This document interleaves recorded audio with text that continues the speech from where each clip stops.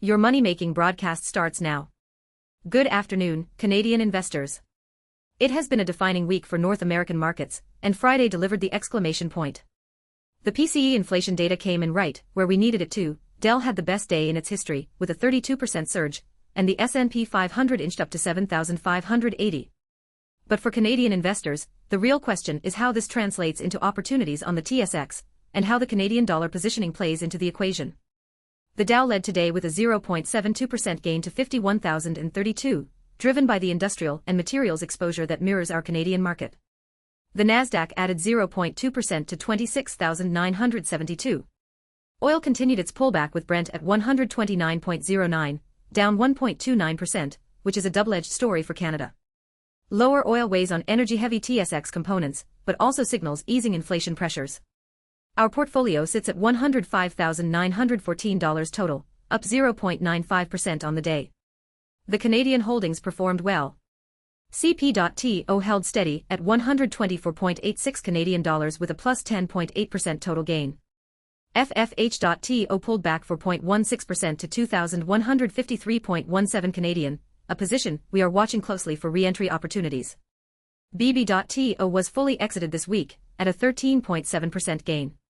Today we break down three stories: what the PCE confirmation means for rate-sensitive Canadian sectors, why Dell 32% is the most important data point for tech and industrial investors this year, and how the 83.7% cash position in our portfolio gives us optionality heading into a heavy data week. Story 1, PCE Goldilocks, a rate relief signal for Canadian mortgage and bank stocks. The April PCE reading came in exactly at consensus, 0.2 to 0.3% month over month.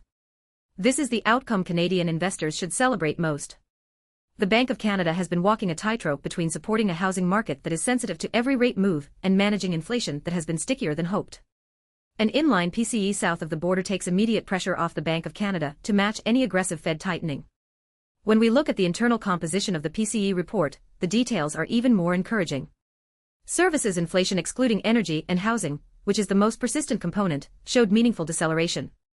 Goods prices actually declined during the month. This is not a one-month fluke. The trend over the past 3 months shows inflation gradually reverting toward the Fed's 2% target. The 30-year Treasury yield staying flat at approximately 5.2% is particularly important for Canada. When U.S. long-term rates spike, Canadian bond yields follow, and that directly impacts mortgage rates in a market where variable rate mortgages are widespread. The stability at 5.2% is a relief signal for Canadian banks and real estate-exposed equities. John Templeton, the contrarian investor, would see this as a moment to buy Canadian financials when pessimism about the housing market is at its peak. The TSX financial sector has been under pressure from mortgage deferral concerns and slowing loan growth. But if the PCE confirmation means rates have peaked for this cycle, bank stocks become a compelling value play. The Canadian Big Six banks currently trade at a discount to their U.S. counterparts, and any sustained relief in the rate outlook could close that gap. The QQQ RSI cooling from 72 to 68 confirms the same pattern we see in Canada, overbought conditions easing without a breakdown. For Canadian investors holding U.S. tech exposure through ETFs or directly, this is the healthy consolidation you want to see before the next leg higher. It is also worth noting the cross-asset dynamics. The Canadian dollar has weakened against the greenback, which provides a natural tailwind for Canadian investors holding U.S. dollar-denominated assets. Every dollar of U.S. equity gains gets an additional boost when converted back to Canadian dollars. Story 2, Dell 32%, why this matters for Canadian tech and industrial investors. Dell Technologies posted its best single-day gain in history, surging 32% on an AI server revenue explosion. For Canadian investors, this is not just a U.S. story. The AI infrastructure build-out creates demand for Canadian commodities like copper for data center wiring, lithium for batteries in backup power systems, and software talent from Canadian tech hubs like Waterloo and Vancouver. It also validates the holdings in our portfolio that have Canadian connections. Cisco at $120.42 is a direct beneficiary of the networking gear needed to connect AI data centers, and it is already the portfolio's best performer at plus 25.9%. Broadcom at $446.77 bounced hard off $415 support, up 4.73% today, driven by AI networking chip demand that flows through Dell's supply chain. George Soros would apply his reflexivity theory here. The Dell surge creates a self-reinforcing cycle where AI spending begets more AI spending as companies fear being left behind. For TSX-listed tech companies and the suppliers feeding into the AI ecosystem, this cycle is a multi-year tailwind. Consider the breadth of today's AI rally. It was not just Dell. PLTR gained 9.21% on AI analytics strength. MU added 5.14% as Dell's memory supplier. Every layer of the AI stack participated: servers, chips, memory, networking, analytics, and cloud. For Canadian investors, this breadth means that the opportunity set extends beyond a single stock or sector.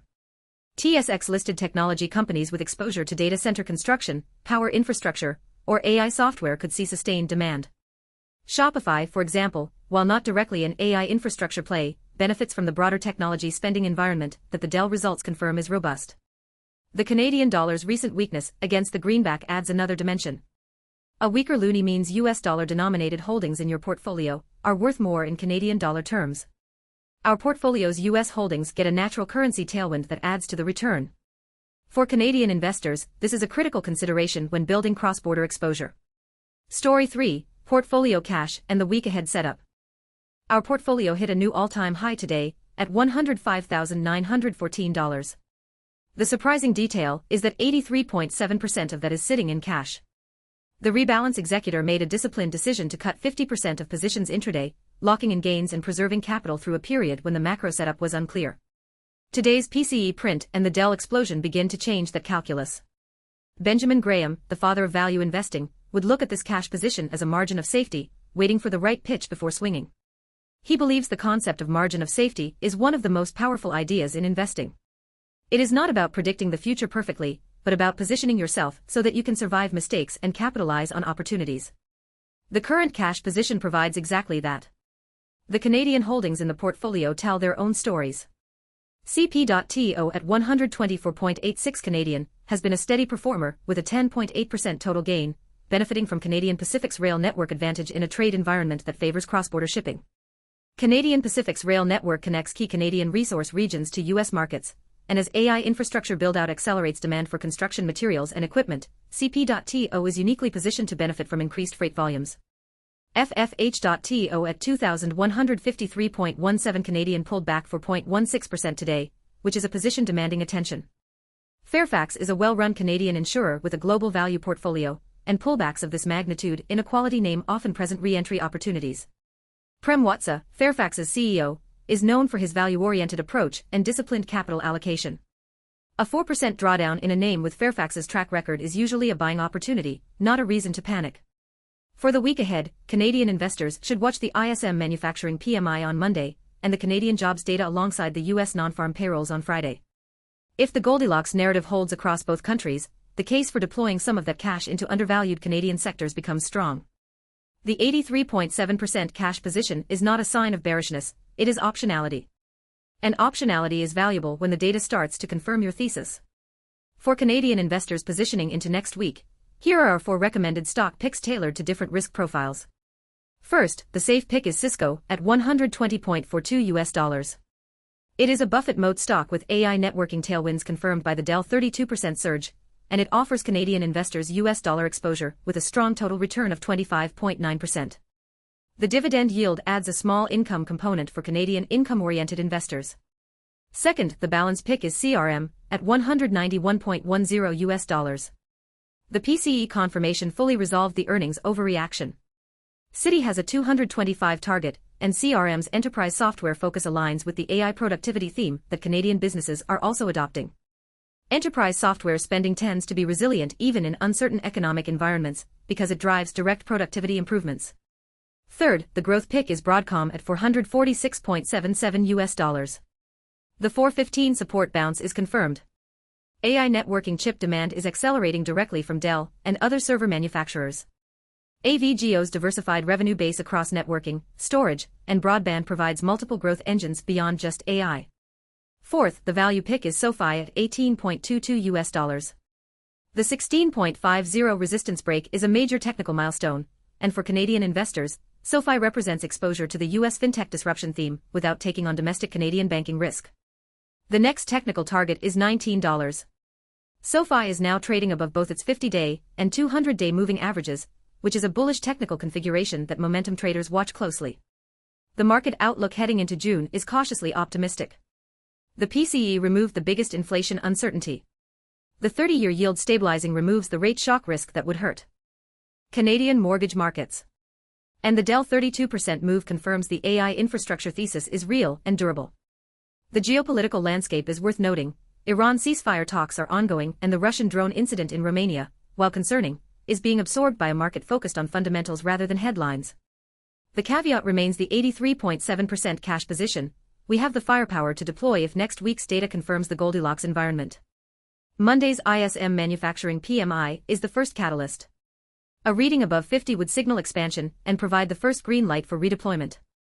Wednesday's ADP employment data and Friday's non-farm payrolls report will complete the picture for both the US and Canada.